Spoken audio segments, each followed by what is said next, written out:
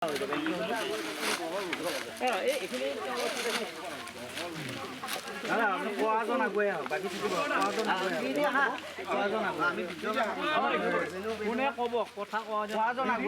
গদিয়াপাৰাত প্ৰায় 400 অলপ বেছি হ'ব, 450মান ঘৰ আছে। গদিয়াপাৰাত এখন শ্মশান নোহোৱাৰ কাৰণে আমাৰ বহুত অসুবিধাৰ সৃষ্টি হৈ আছে। যিহেতু মই 15 বছৰমান বয়সৰ পৰা শ্মশানৰ লগত জড়িত, মানুহ সৎকাৰ কৰাৰ ক্ষেত্ৰত। এতিয়া যিখিনি অভিযোগ তেওঁলোকে দাঙি ধৰিছে, এই দাঙি ধৰা অভিযোগটো সম্পূৰ্ণখিনি মিছা। কিয়নো আমি গদিয়াপাৰাবাসীৰ ৰাইজৰ ভিতৰত প্ৰায় খেলটোত 140 ঘৰ মানুহ আছোঁ। 140 ঘৰৰ ভিতৰত 130 ঘৰ মানুহে শ্মশানখন লাগে বুলি কৈছে আমাৰ খেলৰ, আৰু বাকী গদিয়াপাৰা, নেহুৰীয়াপাৰা, গণকপাৰা, হালৈপাৰা এইখিনি মানুহ আছেই। সকলোকে শ্মশানখন লাগে, আৰু এই শ্মশানৰ ক্ষেত্ৰত আমি ৰাজহুৱা প্ৰস্তাৱ লৈ আমি আবেদন কৰিছিলোঁ মাটিৰ কাৰণে।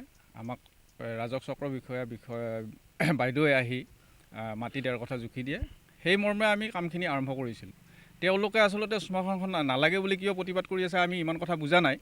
আৰু যিহেতু তেওঁলোকে কৈ আছে খেলৰ পৰা বাদ পৰা বুলি, আচলতে খেলৰ পৰা বাদ আমি কৰা নাই, তেওঁলোকে নিজক নিজেহে মানে খেলৰ পৰা মানে ওলাই যোৱা নিচিনা হৈ আছে, মানে লাজত।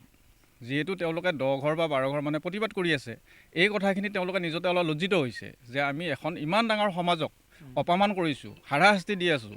এই ক্ষেত্ৰত মানে তেওঁলোকে নিজকে লাজ পাইছে। আৰু আমাৰ যিহেতু সভা সমিতিত তেওঁলোকক আমি বিচাৰিছোঁ, আমি চিঠি যোগে, তেওঁলোকে নাযায়। আচলতে কি হয়, তেওঁলোকে এই মৃতকৰ ক্ষেত্ৰত হওক, ৰাজহুৱা কাজ কৰ্মৰ হওক, তেওঁলোকে আচলতে কাজতেই নাযায়।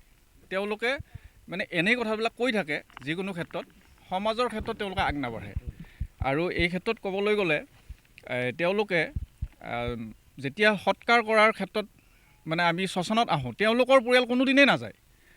শ্মশানৰ ক্ষেত্ৰত মানে তেওঁলোকে কি অসুবিধা সুবিধা সেইবিলাক কথা বুজি নাপায়। আমি সেই কথাখিনি সৰুৰ পৰাই ভুক্তভোগী।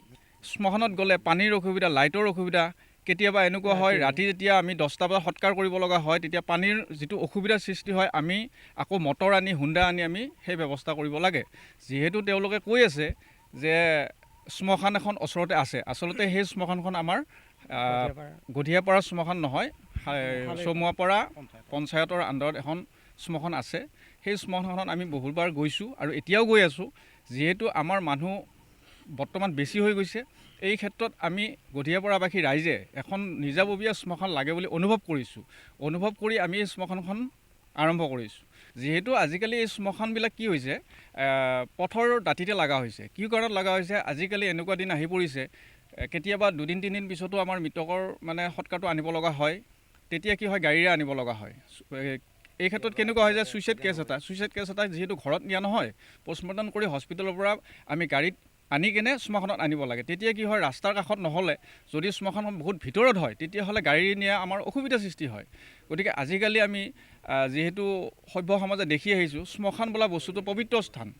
এই পবিত্ৰ স্থানবিলাক সদায় পথৰ দাঁতিতেই আৰম্ভ হৈছে। আৰু আমি গুৱাহাটী গ'লে বা আমাৰ ওচৰতে যিহেতু আমাৰ এই কৰিম চকৰ যিখন শ্মশান আছে, সেইখন মানুহৰ মাজতেই আছে।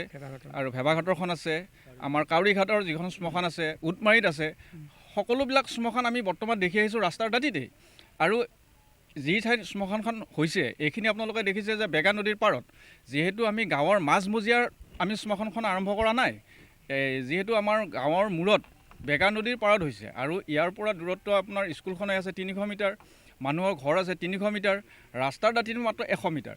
আৰু ৰাস্তাৰ দাঁতিত হোৱাৰ কাৰণে আমাৰ বৰঞ্চ সুবিধাহে হ'ব ৰাইজৰ, কোনোদিনে অসুবিধাৰ সৃষ্টি নহয় বুলি মই সচেতন নাগৰিক হিচাপে মই আপোনালোকক ব্যক্ত কৰিছোঁ।